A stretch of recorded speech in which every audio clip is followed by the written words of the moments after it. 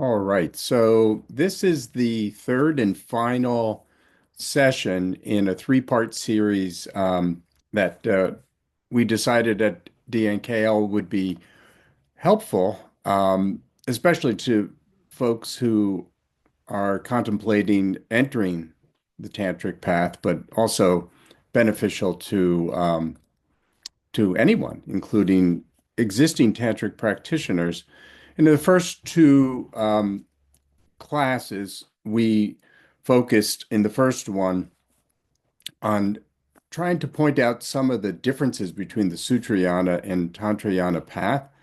And we covered a number of differences between the two. And our first handout that we circulated during the session or at the end of the session was a bullet list of most of those most important differences between the two. And it's not that the paths are different in terms of where they lead, but it's the way we engage with the path. The path is the same between Sutrayana and Vajrayāna. It's just that Vajrayāna uses a different method to get there. So in the second session, we focused on a good deal of what are called the vows and commitments or vows and samayas that we take in the empowerment ritual. And I walked through the actual empowerment ritual on a very outline level, not inappropriate, in terms of the components of the first day, which is typically called with a label identified as the preparatory day or preparation day of the ritual, in which there are a number of uh, things accomplished between the Vajra teacher or Vajra master and those attending. And then we covered and I provided handouts for the actual samayas or commitments and the vows. And these are all part of what's received as a disciple attending a Vajrayāna highest yoga tantra. That's what we're talking about here. We're talking about highest yoga tantra empowerment. We receive on day one the vows and commitments. Bodhisattva vows are taken, and then the tantric vows are taken, and then the commitments, the samayas of what are of the five Buddha families, and there's 19 of them. So for all of you who were in that session, then those were all part of the handout that were given out in that session. And then this evening, what I plan to cover are the four main empowerments and how they're present in the actual ritual. And I'll be providing all of you with a very general outline. Let me actually share my screen here. Although there's somebody raising their hand. Yeah, we are David asked if we're recording these sessions, and yes, all of them are recorded. The other two sessions, Chappelle, right, they're available at DNKL's YouTube channel. They are. I'm just finding a link to post in the chat. Okay. John, Yes.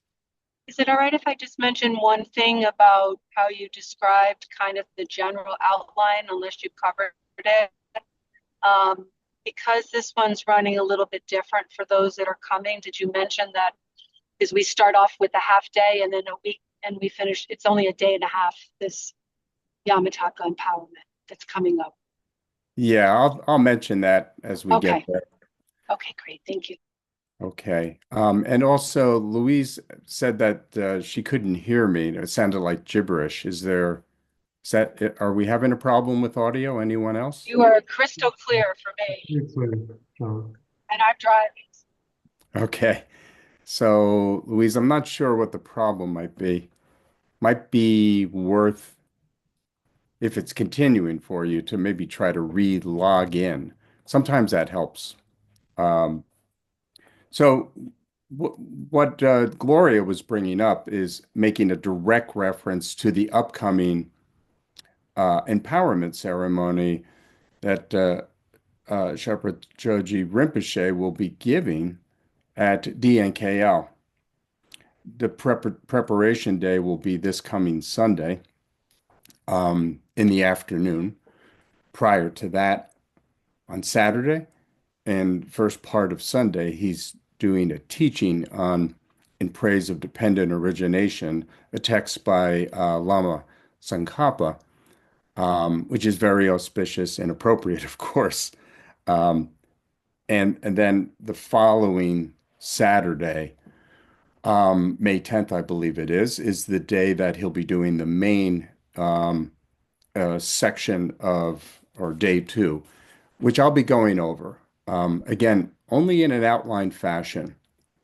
And then for those of you who are who are registered to go to the empowerment of Yamataka, I will provide to you a copy of the detailed outline.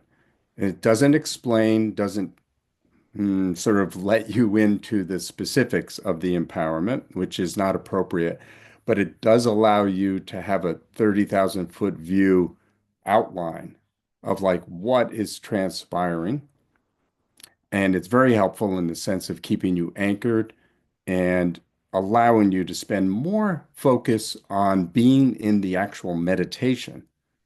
Because let's be clear that when you attend an empowerment, it's a ritual, it's not a teaching. It is a teaching in terms of some of the commentary that accompanies the ritual, but it is essentially a very deep meditation experience led by the Vajra master, and you are a participant in entering into that deep meditation to the best of your ability through the entire course of both days. So it's very important to have some focus, have some center. So then this is why we'll be providing the detailed outline. If you're not attending this particular teaching, unless you already have a highest yoga tantra empowerment, I cannot send you the detailed outline. That would be inappropriate. So I'll mention that again towards the end, and I'll also emphasize I'll state like how you'll be able to have access to that. But I want to start tonight before we jump into the second part uh, of the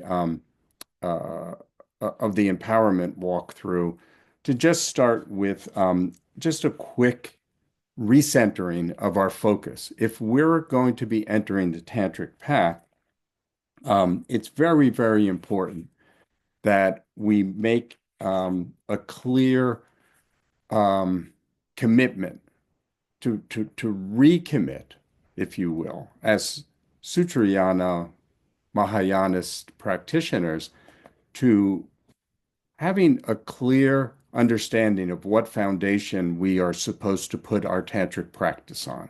And that's having spent and continuing to spend, even after we enter the tantric path, appropriately, deepening our practice in the Galupa tradition. It's the three principal teachings: renunciation, bodhicitta, and wisdom. These are essential. And Tantra, His Holiness the Dalai Lama says that Tantra doesn't work, even if you attend an empowerment, unless you have this as your foundation. The house of Tantra you would build on this foundation, if you will just collapse. I mean, won't work. So it's very important. It's also very important, His Holiness underscores that if you feel like um, your need to bolster your practice, those three principal practices, even when you're doing the tantric practices that you would start to engage in, that you make your main emphasis in those practices those three principal teachings, which are all present in all what it's called generation stage practices in highest yoga tantra, going for refuge, doing certain purification practices that are tied to um, these three principal paths of developing not only renunciation, but bodhicitta and wisdom. So, for any of you who haven't already entered the tantric path, and even for us who are already on the path, it's important to revisit and refresh and make sure that that's alive and well in our practice. That's very, very important. And then another um, sort of refocusing before we move into some details to finish up our class. Um, I want to just talk about the empowerment of highest yoga tantra in general. Um, but in all the tantras, there's four different levels of tantra, what are called three lower levels: action, performance, and yoga tantra, and then highest yoga tantra. The empowerment ritual itself is all very similar, though in the three lower tantras, we're not going to be focused on those tonight because we're really focused on with the upcoming highest yoga tantra empowerment at DNKL. We want to really put a spotlight on highest yoga tantra. Um, but the empowerments are similar, but they're more limited in scope and then what they authorize you to do in the lower tantras. And that could be taught in a separate class for those of you who might be interested in uh, taking one if and when one of those tantras become available, and a lama might be offering them, either an action or performance or yoga tantra, which are all highly recommended in our tradition to develop certain aspects of our practice. But the one that we most often focus on is highest yoga tantra. So in highest yoga tantra, um, there is what's called the Vaz uh, uh, uh, empowerment, and the Vaz empowerment has two parts. One is the part related to those 19 samayas that we would have taken on day one, the preparatory day, which is what partly what we went over last time. Let me share the screen here so that we can have some visuals. Got to get this up on the screen properly. Here we go. So then these are the 19 commitments or samayas of the five Buddha families, which we went over last time. The first part of the Vaz empowerment that happens on day two, the first part of that is associated with the five Buddha families because it could be very confusing. So when I show you that in detail, when we look at um, the vows that are taken, let me get down to that. Sorry. There are the Vaz disciple empowerment is the section we're talking about here. It says disciple empowerment because you're the disciple, you're the one receiving the empowerments. And the first one is called the water empowerment. It's a subsection, like they consider it part one or A of the Vaz empowerment. And then there's the crown empowerment. We're not going to talk about these in detail. And then there's the Vajra empowerment. Then there's the bell empowerment. And then there's the name empowerment. I mentioned these on the high level of 30,000 foot view so that you understand that each one of these, from the water through the name empowerment, each one of those are associated with one of the five Buddha families, therefore connected to the samayas that you had received on the preparatory day. It's dynamically connected. Here you're actually receiving the empowerment. So this is almost all of part one of the the Vaz empowerment, sorry. And then after the name, the word empowerment, the name empowerment, There's the Vajra master or Vajra teacher empowerment. And so that makes up what's called part one of um, the Vajra empowerment. Then part two, and that's all related to the 19 samayas of the five Buddha families. And then part two of the Vaz empowerment is the one that specifically authorizes you to practice what's called the generation stage of highest yoga tantra. There's two stages. There's generation stage and completion stage.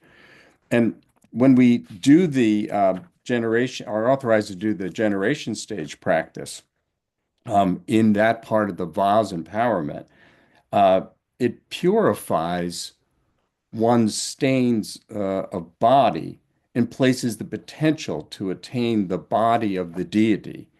So this is a very important um, uh, first step in the empowerments that happen directly related to the actual practice you'll be doing after the empowerments.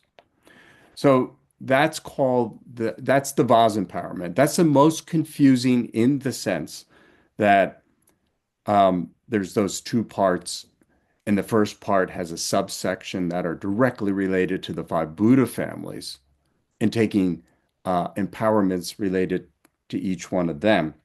And then part two of that being related directly to empowering the practitioner to actually do what's called the generation stage practice. And in Yamantaka, which is the one coming up at DNKL, this is executed, the practice itself, in actually doing the practice of what's called the sadhana of Yamantaka. And specifically, we're talking about the form of Yamantaka that's called solitary hero Yamantaka. And we'll talk a little bit more about that later. And then there are three other empowerments that occur on the main day. One is called the secret empowerment, and that's the next one after the Vaz empowerment. That's less complicated in the sense that doesn't have a lot of parts. It's just the secret empowerment. And this authorizes a practitioner to undertake what is called the practices of the illusory body and the three isolations: isolation of body, speech, and mind. And these are preliminaries that are associated with um, completion stage practice. They're the initial parts of completion stage practice as beginners, and even maybe some of us who are already practicing. Maybe many of us don't know anything about completion stage practice, or for those of us who are practitioners, maybe we do, or maybe we don't actually do that part of the practice yet, as we're still moving along the path of the practice. But this one is related to the first part of the completion stage practice. These are called the three isolations, and they're necessary in order to be able to do the what are called the inner wind in mind practices, working with your subtle mind and your inner winds, which are associated with your subtle body. When you hear the word wind or airs, or even energy, those are associated with the most subtle body that you have. So you're utilizing your subtle body and your subtle mind when you're doing the kind of practices that are contained in completion stage practice. Um, they're not for beginners, of course. And the generation stage practice is required before one does the um, completion stage practice. So this second main empowerment, there's four of them. First one, it authorizes you to be able to do the generation stage practice, which is what you will be immediately engaged in after you finish empowerment. We'll talk about that a little in a few minutes. And then the next three, the one I just mentioned, this would be number two, three, and four. are all related to completion stage practice. Um, and so the second one is called secret empowerment. And then the wisdom empowerment empowers the practitioner to meditate on what's called clear light. Clear light, in essence, is your most subtle mind in its pure state. Whereas when you take the secret empowerment, the one we just talked about previously, that is a practice that working with the isolations that we mentioned that are the beginning of completion stage practice authorize you to attain an illusory body, the form body of a Buddha. So they go together. First, you do practices associated with illusory body, and then clear light mind, if you will. And that is the third one. There's a secret one is number two for illusory body associated with illusory body practices. And then number three is called wisdom empowerment associated with clear light. And then the fourth empowerment is the empowerment that the practitioner authorizes the practitioner to meditate on the union of the illusory body in clear light. And that's the union of what are called in High Tantra the two truths. In Vajrayāna, we call it method and wisdom, sometimes method and emptiness.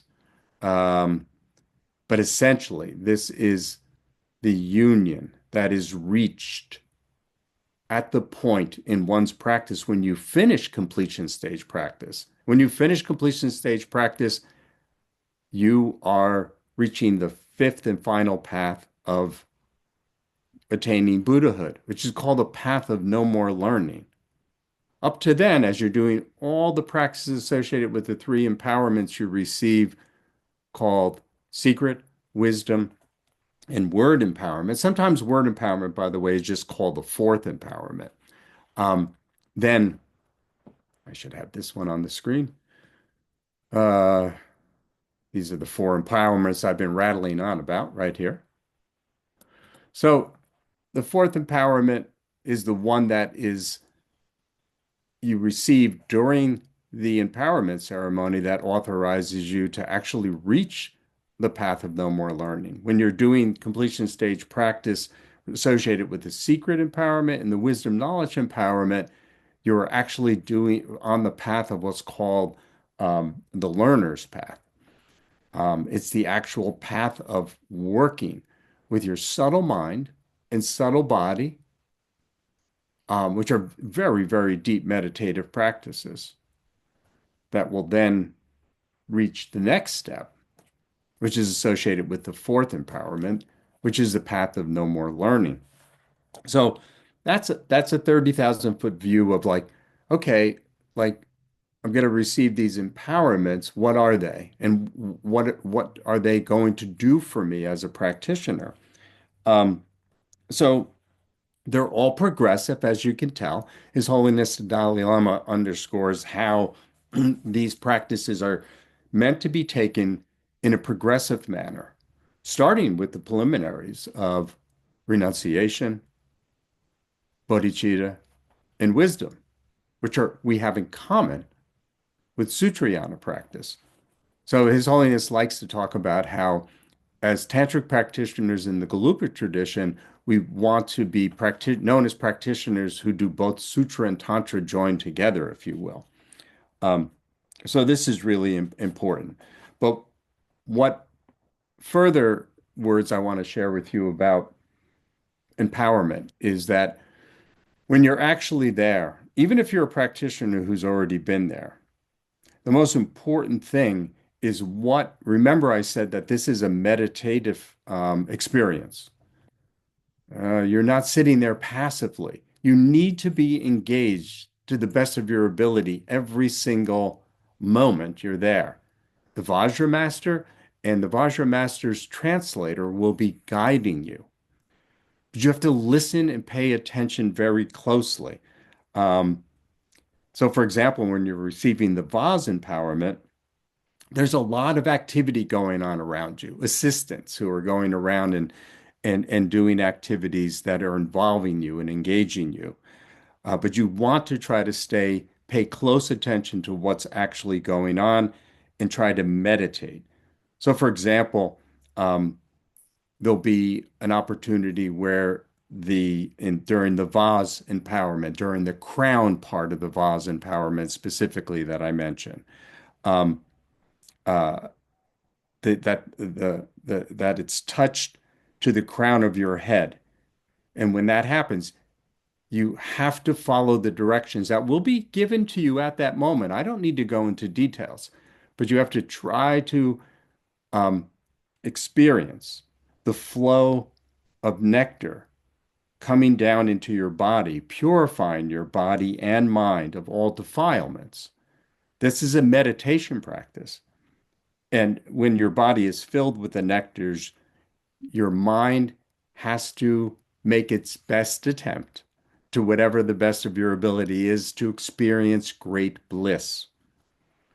And His Holiness the Dalai Lama calls this the conscious factor of empowerment, meaning that you want to try to feel that meditatively.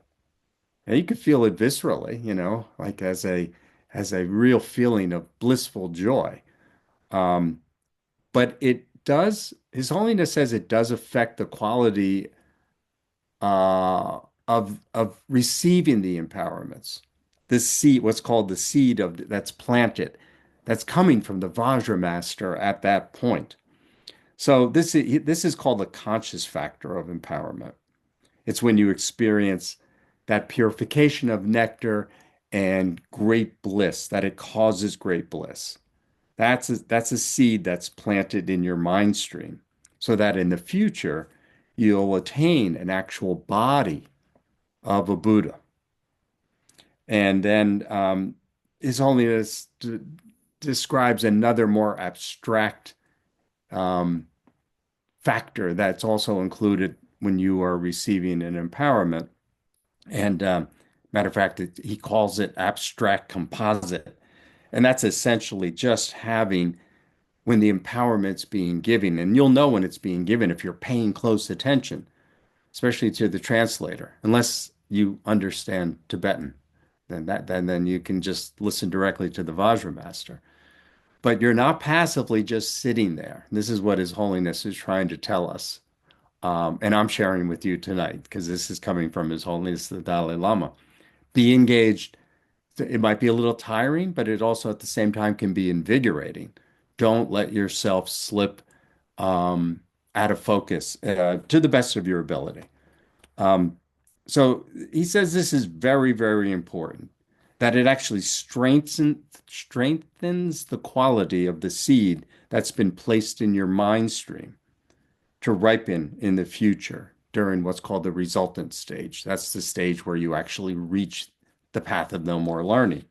Um, and he says this is the significance of the Sanskrit word abhiseka, which is the empowerment itself.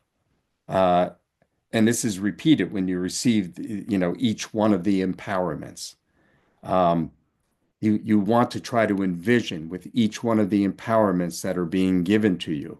And they're long and involved, each one. That's why the main empowerments, there's four of them, it takes all day.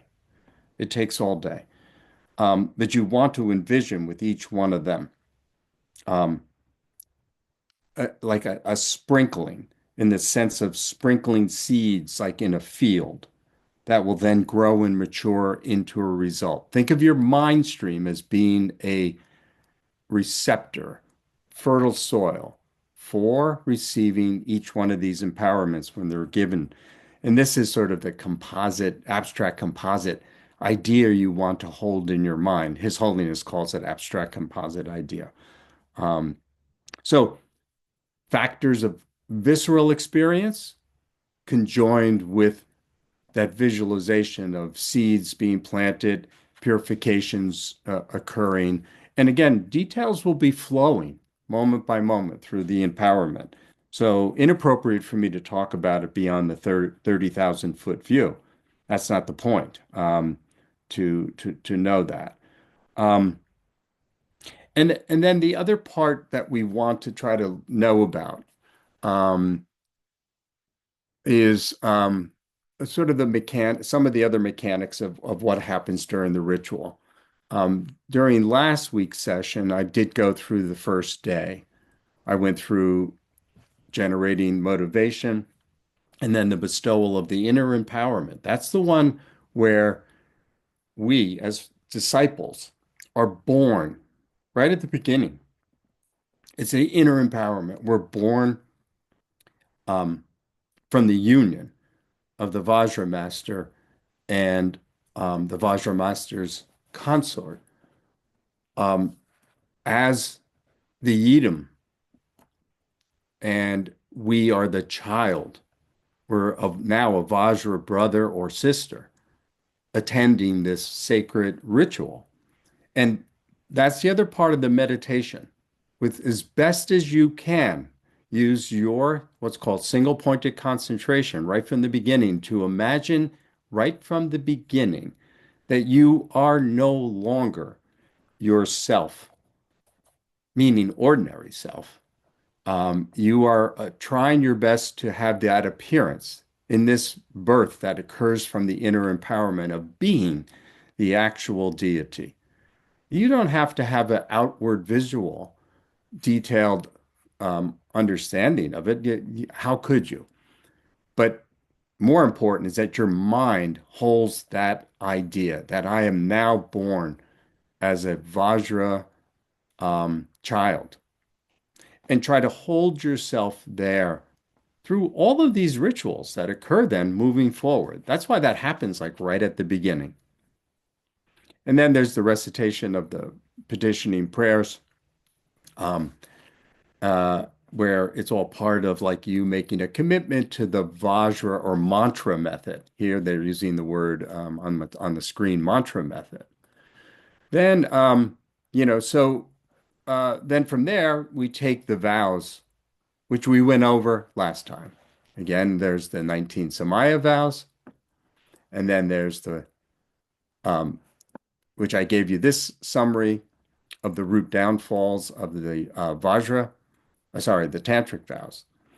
And then, of course, um, previous to those being received, there's the Bodhisattva vows. So first it's the Bodhisattva vows, then it's the 19 Samayas of the five Buddha families, and then it's um, the 14 Tantric vows.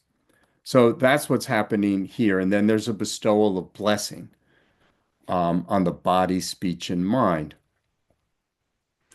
Remember, as yourself as the actual yidam, not your ordinary self. And then we talked about throwing the tooth stick. The details of what that means will happen and unfold for you at the ritual. But know that the tooth stick, which I covered last time, but I'm just refreshing your memory, is thrown by one person who represents all the attendees. And then everyone has the same connection to the results of the tooth stick, which the Vajra Master will tell you what that is. And then there's a distribution of water for purification.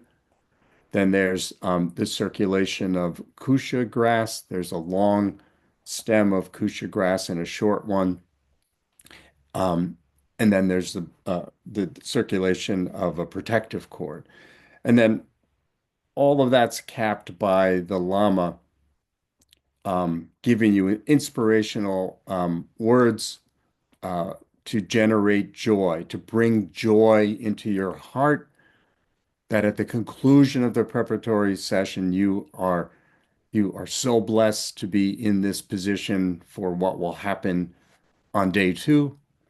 And um, specifically, the Vajra Master will give you an understanding of the protection that's associated with the protective cord, and then advice and also the kusha grass, and the advice to examine one dreams that specific evening. That will all be given to you. But having this little outline can help you be anchored, like I said, in terms of what's going to unfold for you.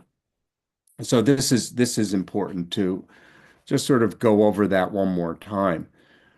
And then what we'll do for the remainder of this session is go through uh, a little bit more. I already jumped into describing what the four main empowerments are.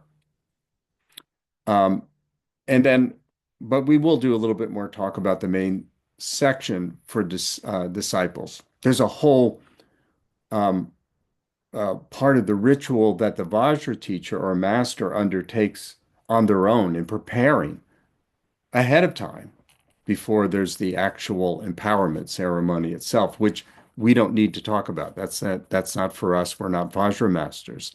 In this context, it's not part of why we what we would cover in a course like this. So, but before I do this, I do want to, as I promised last session, to just stop and now that I've refocused, what foundational practices we have to make sure we have, um, what an empowerment looks like, in as far as we've talked so far, the circulation of the vows that I've shared with you that you'll be receiving. I promised you at the end of last session that I would leave time at the beginning of tonight for any questions that anybody might have, and they could be related to any of this or something else that's come up. So David has a question. Go ahead, David. Hi, thank you for sharing all this information, John. Sure. Um, I'm wondering if we've already received the solitary Yamantaka Karman in the Gelugpa tradition. How does retaking it impact the mantra commitments and stuff like that? Yeah, that's a good question. So David's talking about someone who's already taken in our tradition, the Galupa tradition, this particular empowerment that's coming up, which is called Yamantaka, coming up at DNKL, as I talked about or mentioned earlier. Then this is solitary hero Yamantaka. So for many of us who've already taken this empowerment, um, there's a few things to say to David's question. Um, every time one takes an empowerment, especially if it's this in the empowerment of the and the same deity. In this case, we're talking about Yamataka. There is an opportunity for a number of things to happen. One, to refresh any weakened or even broken vows, um, because they could break down if we don't keep the vows and commitments. That's why they're called vows and commitments. And I'll talk a little bit about that in some of my remaining planned remarks for tonight. So functionally, um, whenever one gets the opportunity to take the same empowerment again, um, all the all the lamas in our tradition say, do it. That's one reason. Another reason is that the more we do the practice that follows an empowerment, like say for the very first time, you've taken it and then you embark on the practices, um, one inevitably starts to see more clearly what they have what happened at an empowerment. Consciously, it becomes more focused. Even attending a class like this one, you might go, oh, I see, more clearly now the ritual as it unfolds. And the clearer you have, you see it more clearly than you had previously.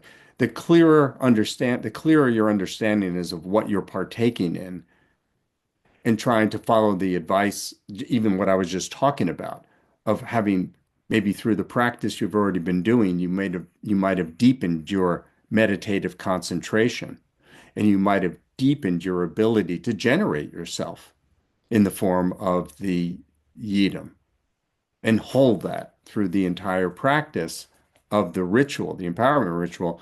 Then His Holiness the Dalai Lama and other commentators, deep practitioners of this yidam, say that it will further energize and accelerate um, your traveling of this particular path, as long as you're keeping um, your vows and commitments and doing the practice, even if that falters somewhat as you're, going through time and space every day and living your life, then it renews them, but then also can bring them to sort of a deeper level. His Holiness the Dalai Lama often says that you can go to an empowerment, but if you don't put your mind in the right place, um, first really being having all of those foundational qualities of the Sutrayana path, and then having like a really strong bodhicitta, right motivation, and having your mind engaged in the actual ritual, then you might not even receive the empowerments.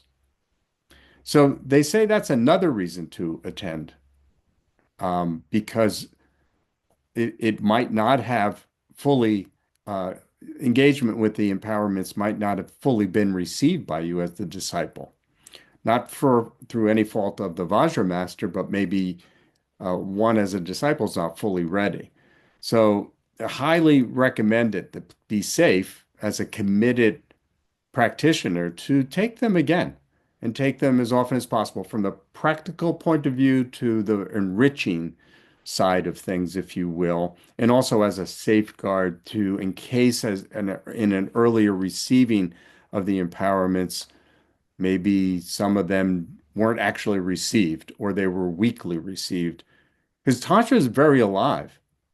It's very alive. It depends on your practice extensively, how well prepared you are coming into it, as a practitioner. If you try to start with Tantra and you haven't built that foundation, they won't do anything. And then you can sort of extrapolate from there if you try to do completion stage practice without first substantially completing generation stage practice. Completion stage practice won't work. So this is all dynamically connected. It's all progressive, as His Holiness says. And so revisiting attendance and participation, key participation, and having a deeper experiential understanding that you can bring with your mind into attending and participating properly in an empowerment ritual, then this can bolster your practice substantially.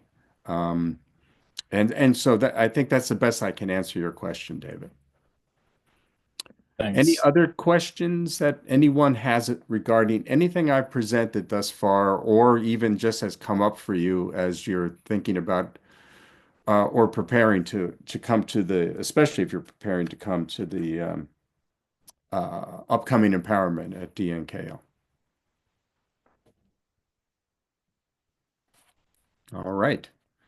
So what I want to do, for the next chunk of time is do some further focusing for you. When we talk about the ritual itself, we've been focused on the vows and samayas or commitments, and we've been focused on having a 30,000-foot view of understanding the empowerments, what they're associated with. Some of that may or may not make any sense to you, depending on what your understanding is of Vajrayāna.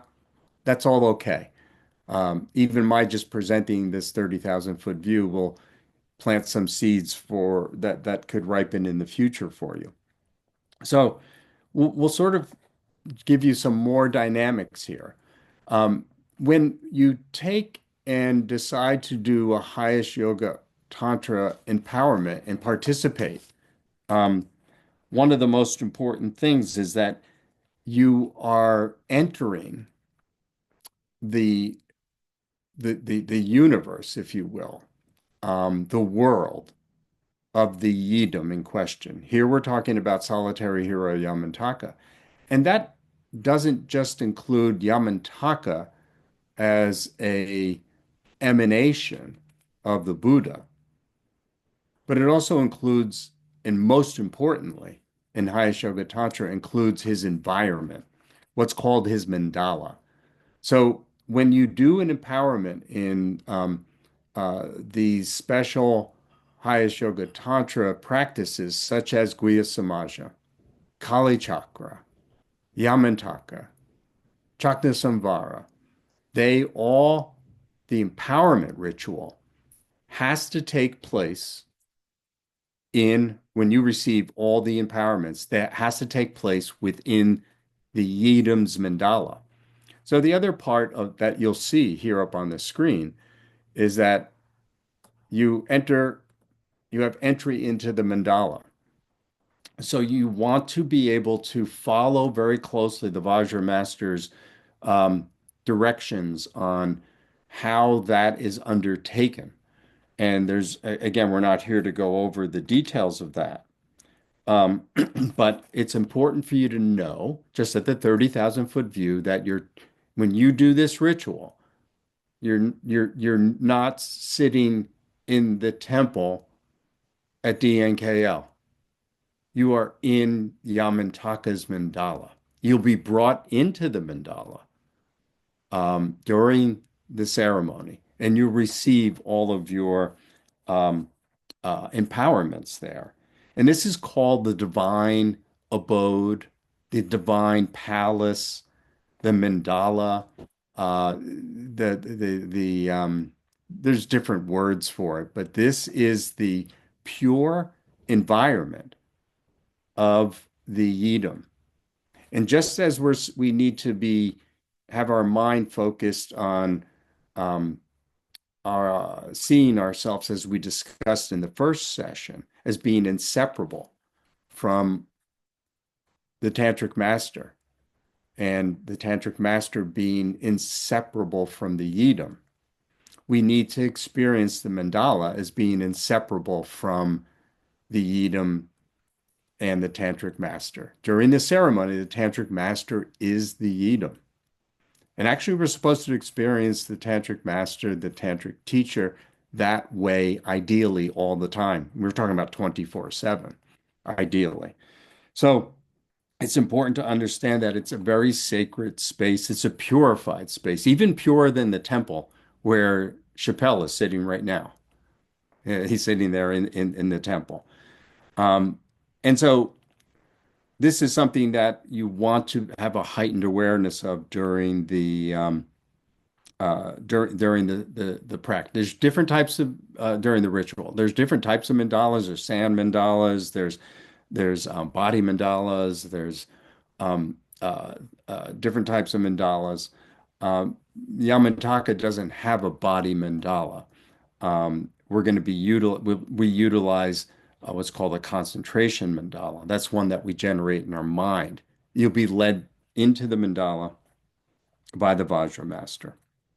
Um, so this is very, very important element that I wanted to point out. But the most important thing to remember about all this is that the whole ritual and all the visual aids that are present. Let's just see what came. Um, let's see.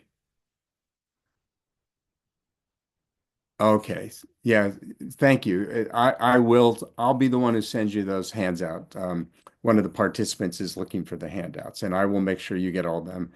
I just have to make sure that I have your email queued up. And let me just put that in right now. You guys are going to see me set up a new email for this person. If I could just get there. Here we go. Of course, it's not working. There we go. All right. Let me go back to my shared screen. There we go. And all right. So we have to remember that all of this are visualizations that are meant to help us move from a state where we're experiencing ourselves as our ordinary selves.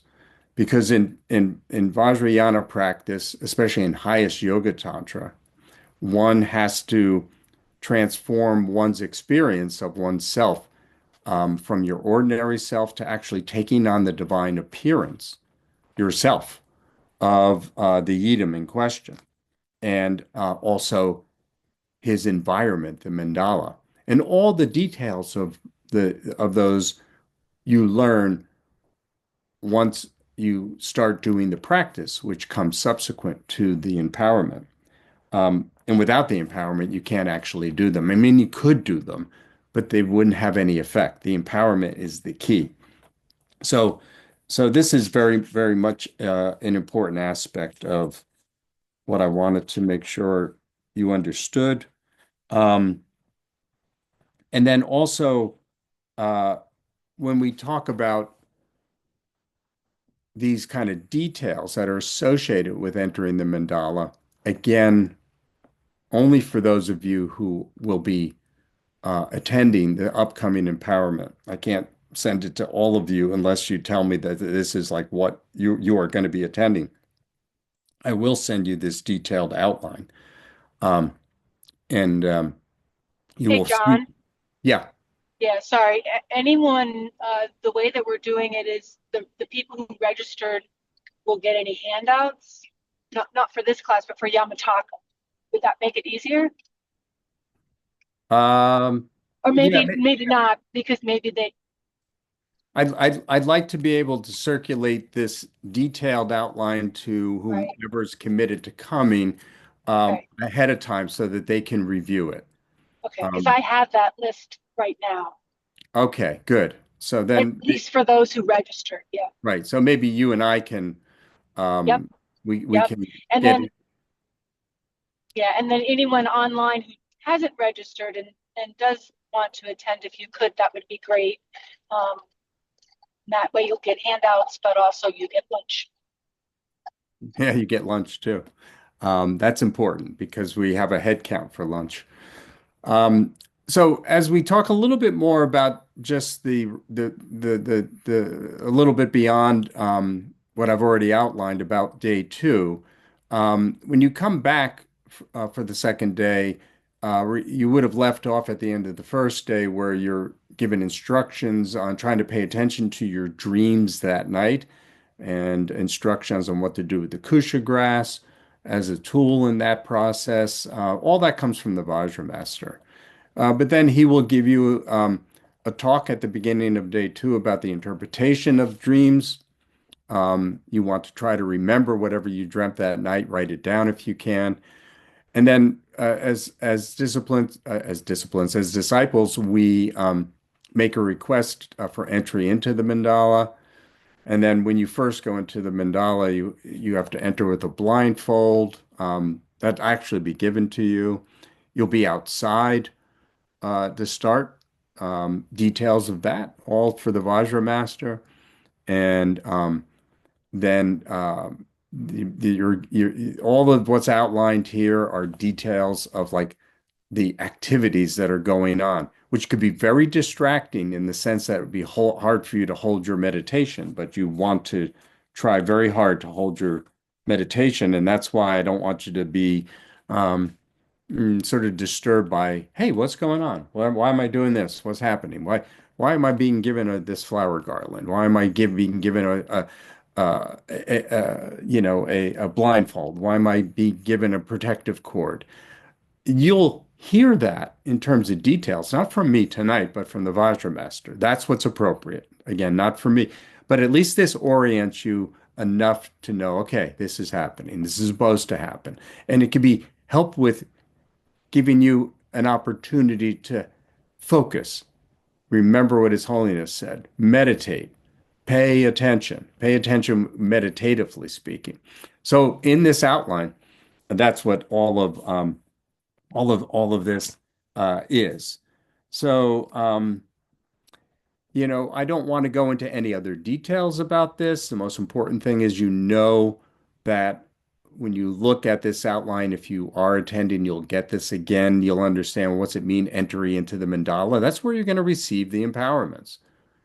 And then the vows uh, are potentially given, the ones you've already received, But note that depending on the Vajra master, these are ones you've already received during the preparatory section. They could or may or may not be.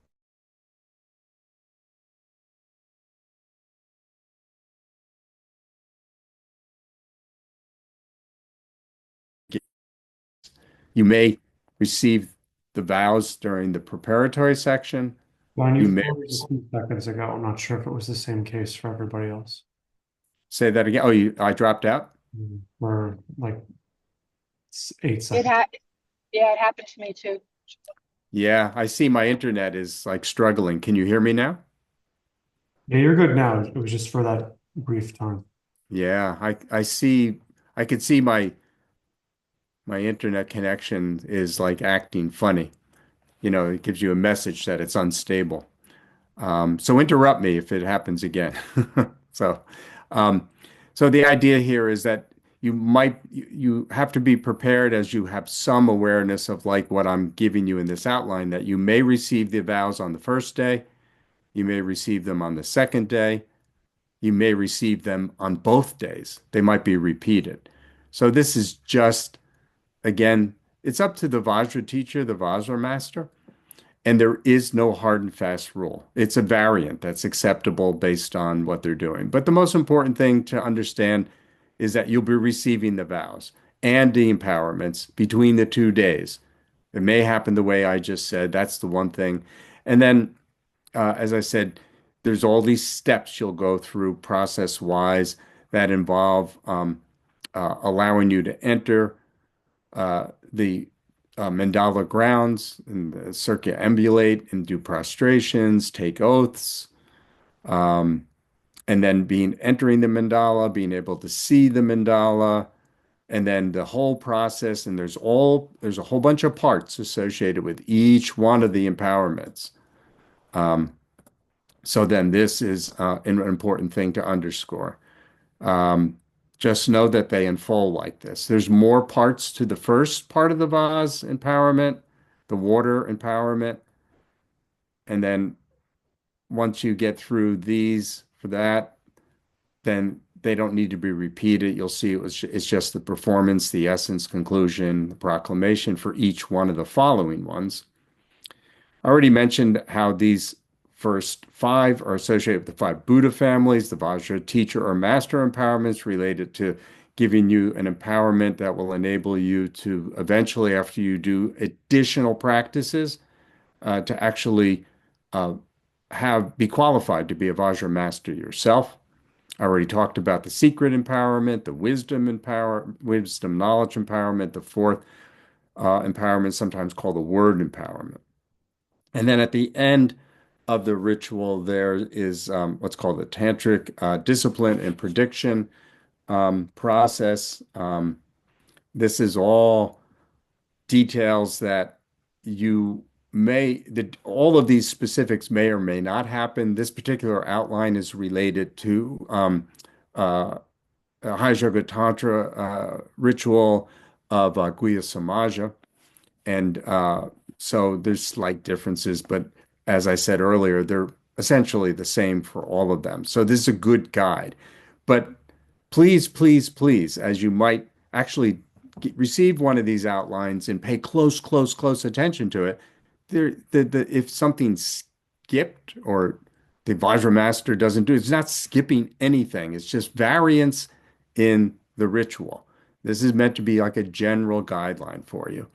So I won't go, just like I didn't go into um, a detailed review of the root downfalls of the tantric vows or the 19 samayas or bodhisattva vows. I won't do that here in this outline. And again, for those of you who um, may or may not be attending this one, I will circulate what's called a top level. That's just a one-page outline. That's this one I put up here. It just is a very, very top level review of like what happens. You can see it's one page. Doesn't have all those details. So you'll at least get that. Um, and so the last part of what I want to cover before maybe there might be a few more questions, um, is what about after receiving the empowerments?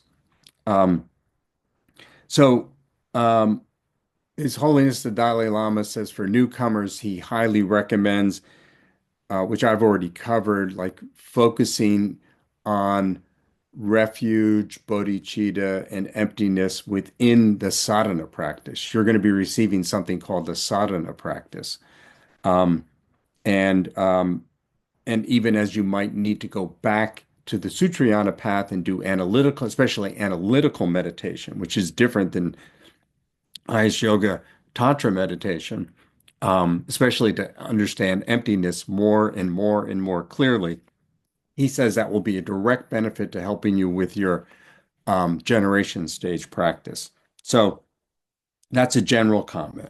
Um, but what you can expect is you will be given a specific practice commitment that you have to do every day by the tantric master. And it's for the tantric master to give you at the end of the ritual. Um, and for sure, you'll want to, if you don't, or if you're not already a tantric practitioner, you're going to want to have a copy of the generation stage sadhana practice of solitary hero Yamataka. And we will be sure with the list that Gloria and I have that you receive a copy of that for your use. Um, and also, uh, it's most likely associated with keeping the 19 samayas of the five Buddha families that, and this is very common, that you'll be required to recite something called the six session Guru Yoga prayer. And technically, it's a sadhana. Some people don't realize that, but it's not that long of a prayer. And ironically, when people um, find out that there's a short version, they do the short version because they could do it quicker. But ironically, His Holiness the Dalai Lama also says that the short version is really meant for like advanced practitioners who don't need to read all the words. They just know the visualizations and they can do it by just reciting to themselves the short version. So we're supposed to do the longer version. Um, so this also we'll make sure you get a copy of, along with some guidance that is approved by Rinpoche and Geshe Darge. Guidance meaning some accompanying instructions on both of those practices. Typically, that's in the form of commentaries. What's typical after you receive an empowerment is that you would receive some sort of oral commentary from the Lama or someone associated with the Lama about this practice and about these practices of how to do the sadhana, how to do the succession guru yoga, still to be determined in terms of details of how we will share that with you, especially you new practitioners. But we will rest assured, in at least in the form of providing you with copies of these practices and some general top level authorized commentaries that are highly recommended to read in association with doing these practices. Um, and then the other thing that is important, and you already know this, is if you're taking vows and commitments, you have to keep them. Um, and in tantric practice, um, the main purpose for keeping your vows and commitments is to purify your mind stream as you're then doing the sadhana practice, where you can get better and better at eliminating the appearance of yourself and your surroundings as being ordinary and grasping onto them as ordinary. That's why even the empowerment happens not in a normal environment, even one as nice as the temple at DNKL. It's in the pure space of the Yidam's environment. And that's what we're taking on essentially in highest yoga tantra practice. So His Holiness says that taking, and being true to tantric commitments and vows is really all concerned with reducing our ordinary view of everything. It builds up the merit in our mind stream, where it opens up our ability while we're doing the practices that are associated with this yidam, like the generation stage practice in the form of the sadhana, to do it more successfully, to hold our divine appearance as the yidam with divine pride, and to do it with more single pointed concentration, which is an essential in all meditation practice, but especially highest yoga tantra. And eventually, we're supposed to, through this practice, reduce our view of ourselves, our companions, our environment, um, everything we enjoy, all of our activities, from being ordinary and inherently existing to being ultimate, lacking inherent existence, being empty. And we cultivate that. And it starts with keeping our vows and commitments. Vows and commitments, His Holiness tries to tell us they're not meant to be restrictive, they're meant to open up the world of Vajrayāna practice. And it starts with accumulating merit by doing purification. Purification's associated with keeping vows and commitments. So it opens up a world unimaginable, meaning in a good way, if we keep them. So try not to think about engagement in taking the empowerments and then these commitments that are associated with them as a burden.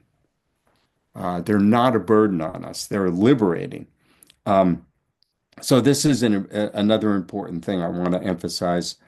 Um, and also, this goes for bodhisattva vows, tantric vows, for the samayas of the Buddha families, and also our precepts. We don't give up our previous vows. If we've gone for refuge, if we've taken our refuge vows and we've taken the layman precepts, then it's important to keep all those that we've already taken on.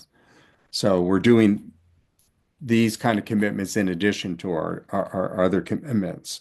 Um, so His Holiness underscores that after we receive empowerment, we have to continue to really become familiar with these, what I have up here on the screen.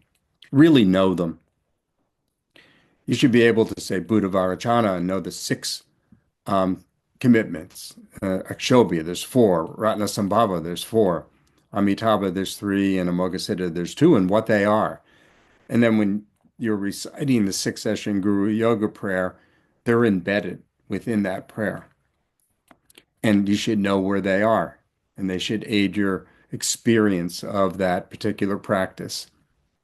And the same thing with the 14 root downfalls. So we should study them, meaning not just know them, but know what they mean. One of the handouts I gave you last week or last session was this one by Lama Yeshe that it kind of explains the 19 samayas. So there's many texts available, and we'll provide you with, a study guide for how to study and learn about what the 14 root downfalls really mean and what the 19 samayas really mean, and how we need to embrace them through that right lens that I was expressing a few moments ago. So this is something that you can expect afterwards. The practices that will be associated with this yidam, the commitment to the vows and samayas related to it, and yeah. So learning that this is really important. The last thing I want to talk about is the actual sadhana.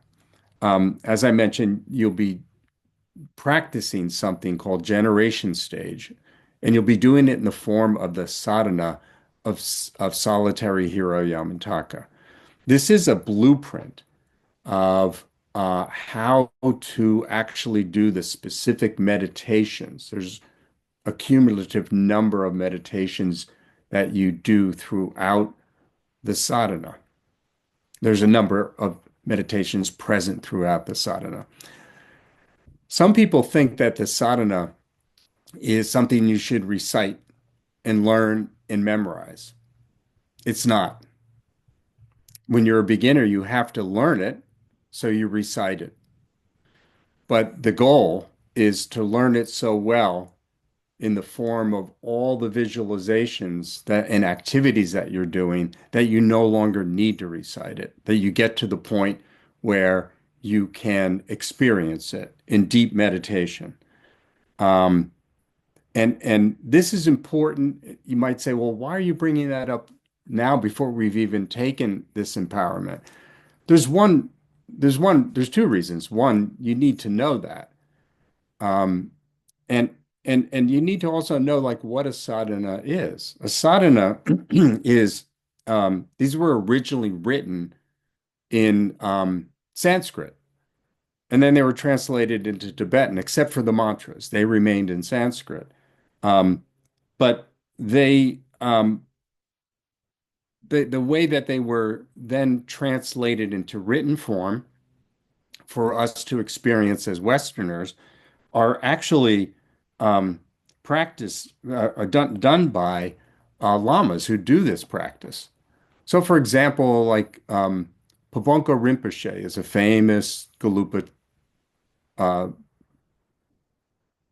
practitioner. I think he died in 1941. Um, Many of the sadhanas that people recite in English, he wrote them. They come from his meditative experience based on the original Indian texts and translated then into Tibetan. So the goal in his practice, the goal in His Holiness the Dalai Lama, His Holiness the Dalai Lama does a number of sadhanas every day. How does he do that? He doesn't recite them. It would take like all day. He never sleep. He knows them so well he can experience them. So the other reason I bring it up is that you need to know that in this particular initiation that's coming up, empowerment, it's the intent of the Vajra Master to require that someone who attends needs to recite the long sadhana. That's a bigger commitment than a lot of lamas make. They sometimes just require that a practitioner recite the root mantra a certain number of times at a minimum every day and try to do the long sadhana. So one could see that if you're required to do the long sadhana, it might take some time in the beginning, but when you learn techniques of how to actually accomplish the meditation practices that flow throughout the sadhana from start to finish, you can get to that. This will actually be the way you get to a point where you don't have to, you no longer have to actually recite it. You can experience it meditatively, and that's really the goal. So this is something to embrace and not shy away from. I'm trying to give you my own words of encouragement to say that this is a good thing. It's not something to go, oh, I don't want to make that commitment. The vows and samayas are commitments. And the commitment to like do sadhana practice like six session guru yoga and the Yamataka generation stage long sadhana, because there is a short version of it. These are blessings. They're opportunities to actually make progress with the meditation. So, sort of the final word about the practice of the sadhana is that um, there's this ultimate benefit. And you'll find that if you do the long sadhana, it will drastically improve your single pointed concentration and your ability to do visualizations, and most importantly, your ability to maintain yourself in the form of the deity with divine pride, which all happens as in your meditation as a way to dependently arise as the Edom, which is, and you can't do that unless you really embrace the practice fully. So these are all meant to sort of be encouraging words at the end of this a series of three classes. Um, the last thing I'll leave you with, and this will be one of the things I put on the chat so you can get it. I'll also circulate all these handouts I've done to the list of people attending that Gloria has. But there is this um, uh, His Holiness the Dalai Lama recommends that for those of us who feel like we need to prepare a little better and sharpening our understanding of emptiness before we take an empowerment, is this very short 3 paragraph teaching called Song of the Direct View by the seventh Dalai Lama. So I'll circulate this and this is from His Holiness. These words here explain it. I won't go into it in detail, but I'll circulate this. I think it's really helpful. And then also Geisha Darge recently, in association with another class, circulated a document he called Essential Points to understand for knowing emptiness. So this is a 2 page document, I think. Yeah. So I'll circulate both of these in the chat, and then also we'll send these as follow-ups along with the other documents. I think there's about 10 of them altogether that I've circulated throughout these 3 series. Um, but I'm going to leave it there. And hopefully you found what I presented helpful in giving you orientation to what entering the tantric path is, what an empowerment ritual is like, what your orientation and focus should be during that, and a little bit of a view around what's around the next corner. So with that said, though, I'd like to see if, the last 10 minutes or so we have, if anybody has any questions for me before we call it a night. Okay. Let's see what we have on the chat.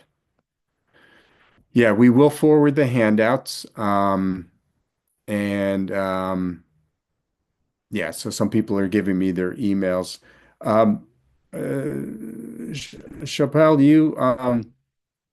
you do keep a record of the chat, right, with the recording? There might be a record of the chat, like I think it normally does that. yeah. Yeah, yeah.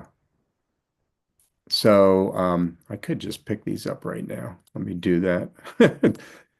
And then if Just to be anybody, safe, because I don't have the emails for the folks. I mean, because we didn't have a clear registration for this. yeah, no, that's okay. Because when I have my own Zoom account and you know, they always each one of I didn't set it up that way, but each one is saved. But for the people who are, just want to be sure I get all these. Bear with me, folks. Copy link. I'm just setting up some emails here. All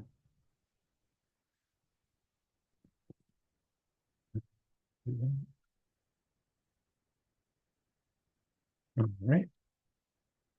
And I think there was one, sorry, I think there was one more. 1, 2, 3, and then this one. And then anybody have any questions? That would be lovely if you do.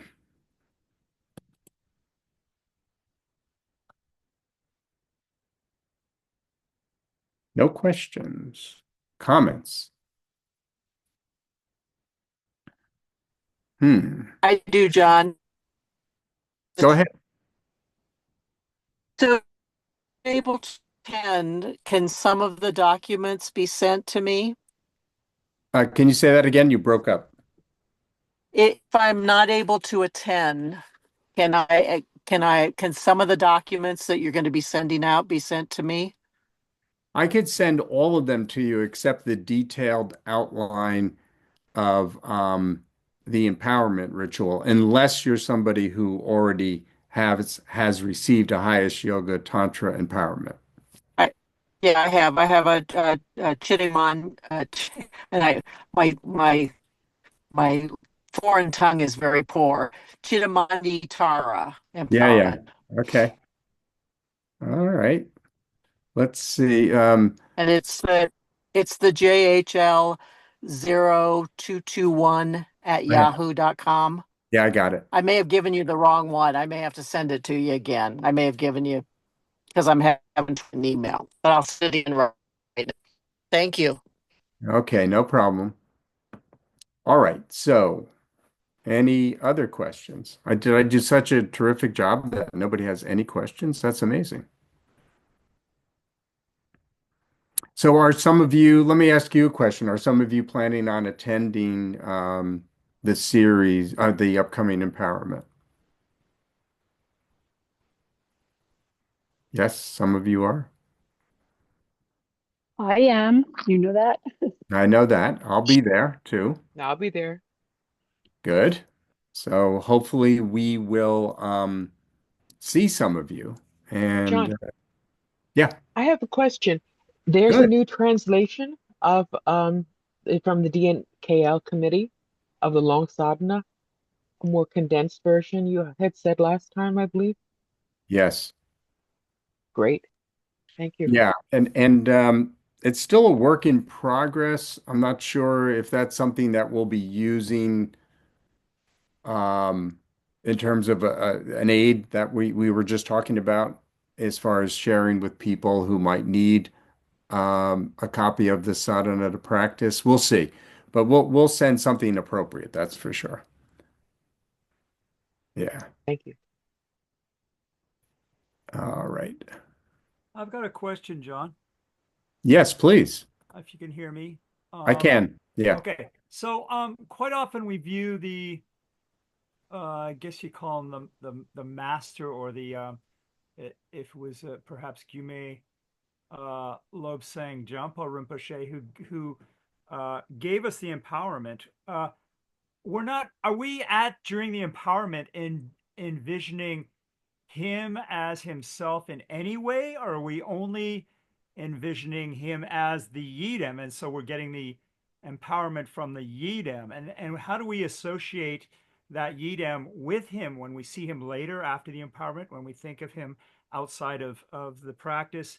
And then secondly, second part of that same question, what happens when we get the same empowerment from two, different human beings? Does that change how we feel about that person? Right. Well, it's all tied to this, my answer. Both parts of your question will be answered by one thing.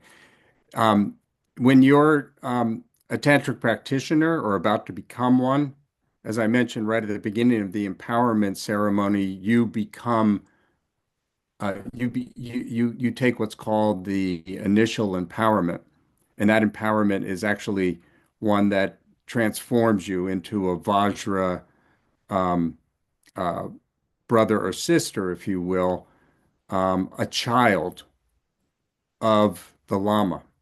Okay. And you're supposed to be visualizing yourself inseparably from the Lama. That's part one. Hold that in your mind.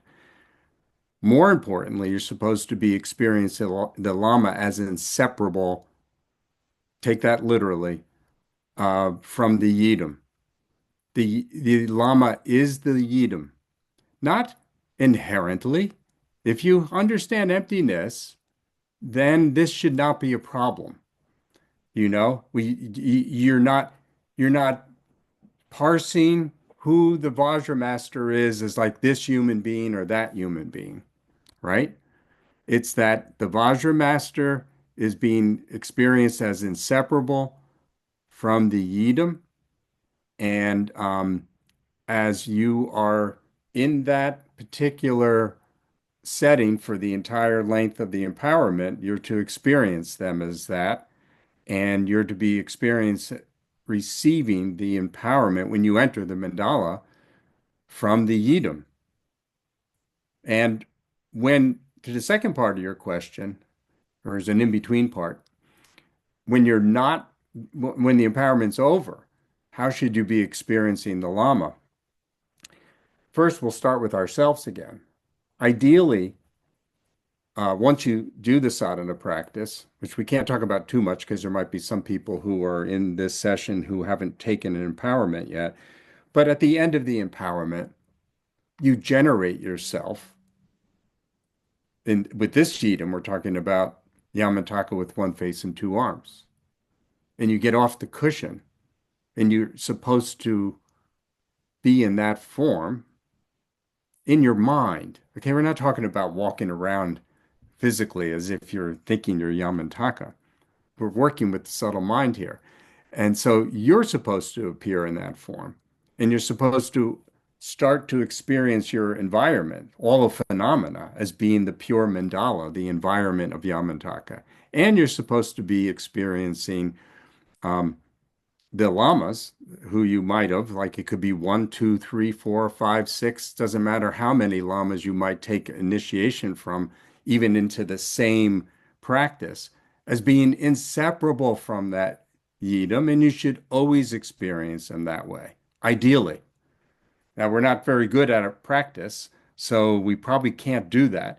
But knowing that everything lacks inherent existence, and in Tantra, we are always supposed to experience our teacher as inseparable from the yidam, versus Mahayana Sutrayana practice, where we see them as being the same in quality as the Buddha.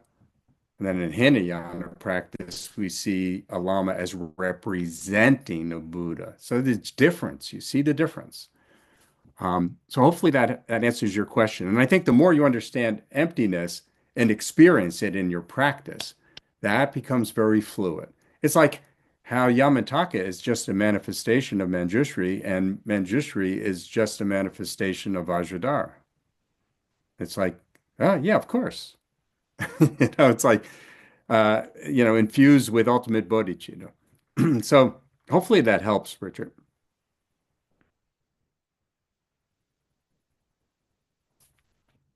Thank you. Okay, any other questions as we wrap this up? Yeah, I have a quick question. Good. In your experience, or from what you know, of course, is the realization of emptiness like a gradual process, or is it like a spontaneous realization? Well, it could be either, and a lot of it has to do with your previous training. And I mean, like from a Buddhist cosmology point of view, all of us as individual sentient beings have been here since beginningless time. And so you might be someone born into this time who's a deep practitioner and has just this close to like really seeing emptiness clearly, like really clearly, and it could be happen like that. Or it could be that you're new to it and you need to do a lot of analytical meditation practices that we have available to us. Then it could take a gradual period of time. One thing I can tell you is that if you engage in tantric practice versus Sutrayana practices on emptiness, your realization, to use that word that you also use, um, of emptiness will come a lot quicker, because it's more direct. You're actually even at the generation stage practice, you're practicing um, uh, emptiness in every single one of the meditative activities of the generation stage practice in the form of the yidam, not your ordinary self. And therefore, you are working with the more subtle part of your mind, which brings things much more quickly, all based on having the seeds planted there of the empowerments that give you access to being able to do those kind of specific practices. So, hopefully that helps answer your question a little bit. It really depends on who you are, and also if you're doing Sutrayana practice versus Vajrayāna practice. Okay. All right. I think we're at the end of our time. So if there's no other questions, let me just see. I think people are probably just saying thank you. And I thank all of you for coming to this first time series where we have, we're trying at DNKL to do a little bit more prep work for people so that they have a better understanding of what they might be entering. And even for us experienced practitioners, it can be helpful to understanding our practice even better. So I would also, with that said, I welcome all kinds of comments because we'll probably teach this course on an ongoing basis and we'll end up refining it, of course, as we move forward over time. So feedback is greatly appreciated. I think we could stop the recording, Chappelle, and